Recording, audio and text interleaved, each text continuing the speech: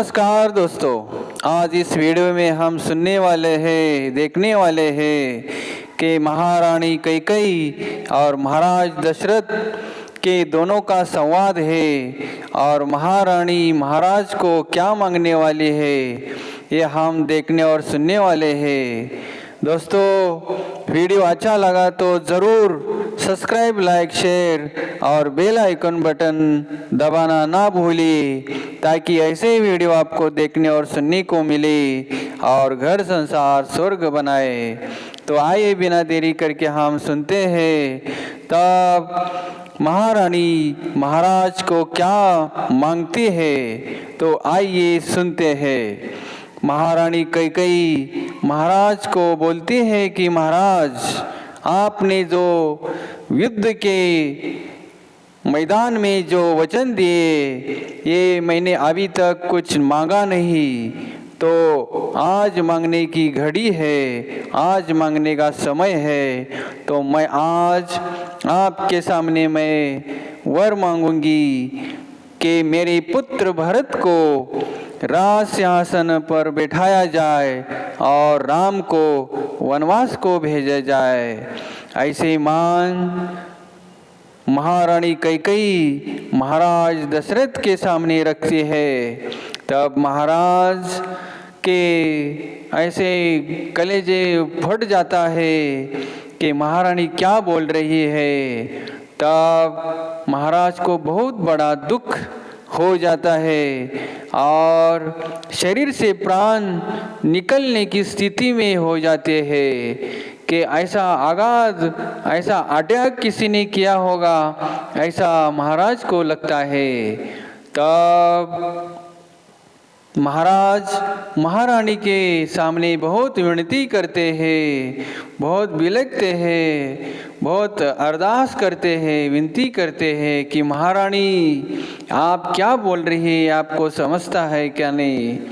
ये राम सबका कल्याण करने वाला है, सबका चाहता है, सबको सुख देने वाला है, और आप क्या बोल रहे हैं, आपको समझ में आता है क्या नहीं।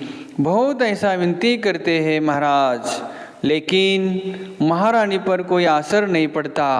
महारानी के दिमाग में एक ही रहता है कि भरत को राजा बनाया जाए और राम को वनवास भेजा जाए।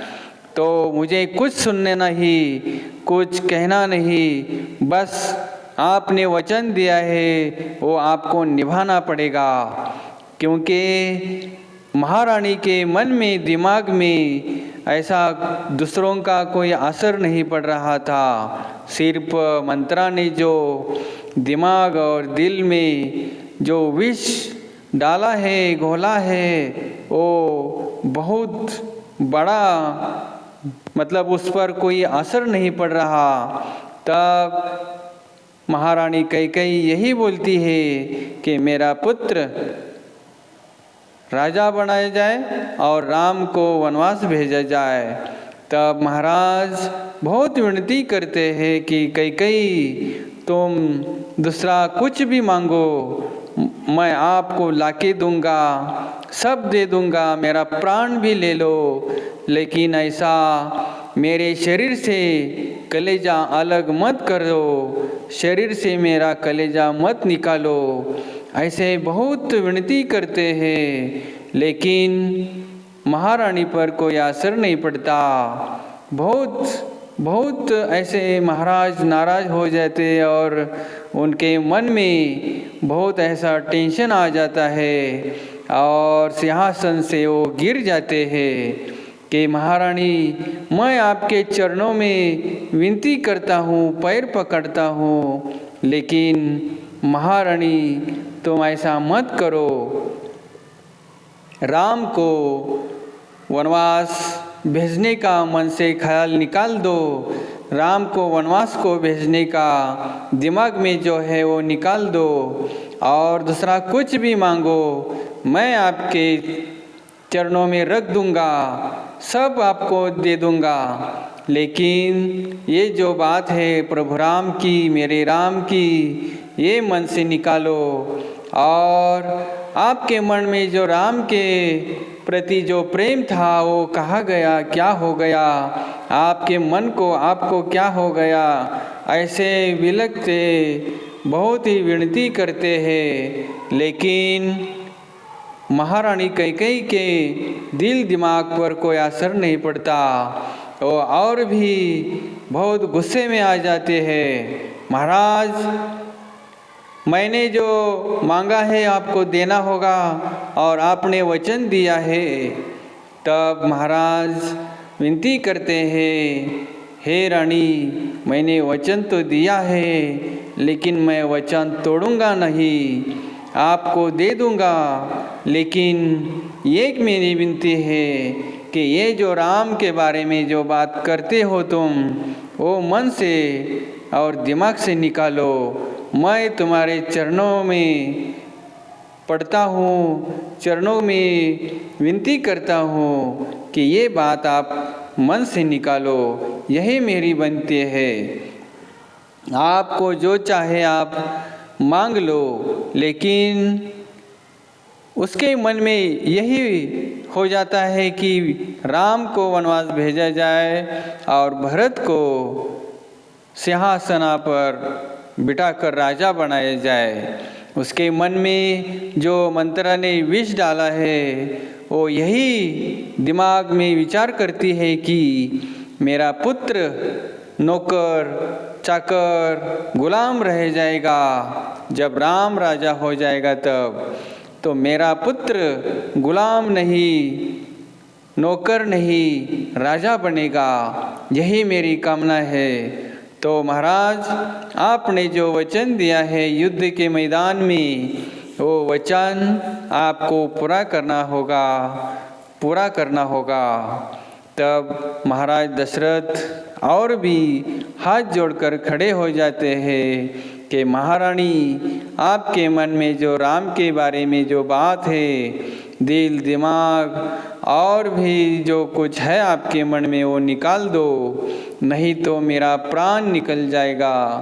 क्योंकि मेरे प्राण मेरे राम में है। मेरा राम आपकी सबकी भलाई करने वाला और ऐसा पुत्र तीन लोक में नहीं मिलेगा।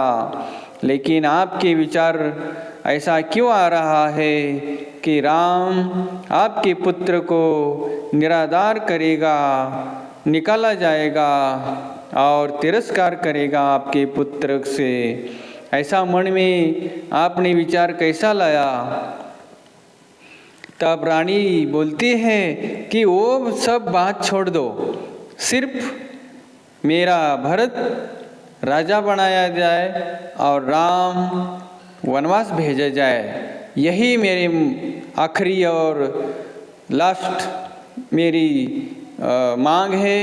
मेरा जो वचन आपने दिया हो यही मैं मांगती हूँ कि आप सिर्फ मेरे भरत को राजा बना दो और राम को वनवास भेज दो। यही मैं मांगती हूँ सिर्फ, और दूसरा कुछ मैं सुनती हूँ ना सुनने को तैयार हूँ, मेरे कुछ फर्क नहीं पड़ता। तब महाराज और भी उसके सामने जाते हैं और महारानी कैकेयी, मेरी एक ही विनती है कि मेरे कलेजा शरीर से मत निकालो। ऐसे बहुत विनती करते हैं। महारानी, मेरी एक ही इच्छा है कि राम वनवास भेजने का वो मन से विचार निकाल दो। मैं यही विनती करता हूँ आपके सामने, आपके पैर पड़ता हूँ, आपकी जो कहेंगी मैं करता हूँ, लेकिन राम को वनवास भेजने का मन से ख्याल निकाल दो। तो संतजन, भक्तजन, सज्जन, आपने भी रामायण देखी होगी, सुनी होगी और भी देखा होगा कि एक मंत्रा ये महल में होती है, महल में रहती है तो पूरा राज्य बिखर जाता है। लेकिन हमारे घर में सामने साइड बाजू हजारों मंत्रा है और ये मंत्रा हमारे घर को भी उजाड़ देती है। भाई भाई में पिता पुत्र सास बहू में ऐसे दरार डालती है कि सबके मन में विष भर जाता है।